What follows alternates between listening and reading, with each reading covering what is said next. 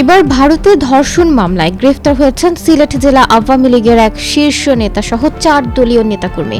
কলকাতা থেকে সিলেট জেলা আওয়ামী লীগের সাধারণ সম্পাদক ও জেলা পরিষদের অপসারিত চেয়ারম্যান অ্যাডভোকেট নাসির উদ্দিন খান, সিলেট মহানগর যুবলীগের সভাপতি আলম খান মুক্তি সহ সিলেট আওয়ামী লীগের 4 নেতাকে গ্রেফতার করেছে মেঘালয় রাজ্যের শিলং পুলিশ।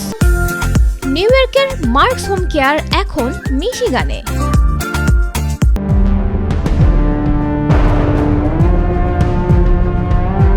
গ্রেফতারকৃত অন্য 2 আওয়ামী লীগ নেতা হলেন সিলেট মহানগর যুবলীগের সহসভাপতি রিপন ও সদস্য জুয়েল।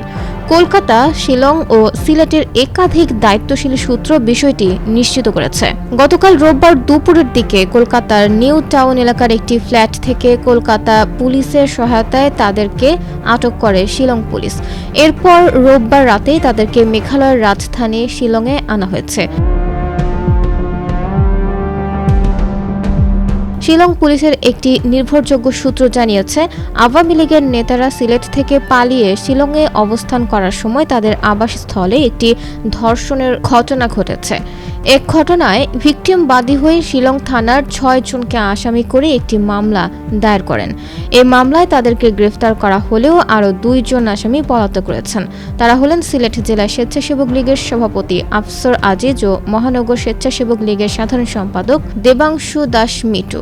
সূত্র মতে, কলকাতার এই ফ্ল্যাট থেকে নাসির, মুক্তি, রিপন ও জুয়েল ছাড়াও সুনামগঞ্জের এক ইউপি চেয়ারম্যানকেও গ্রেফতার করেছিল শিলং পুলিশ।